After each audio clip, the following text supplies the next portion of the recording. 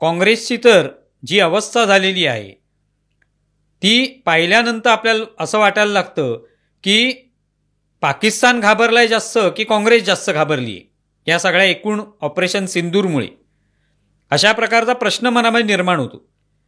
कारण ऑपरेशन सिंदूर झाल्यापासून काँग्रेसनी ज्या पद्धतीची भूमिका घेतलेली आहे, ज्या पद्धतीने त्यांनी प्रश्न विचारायला सुरुवात केली आहे, ते पाहिल्यानंतर पाकिस्तान एकीकडे घाबरलेला आहे हे आपल्याला दिसतंच आहे वारंवार.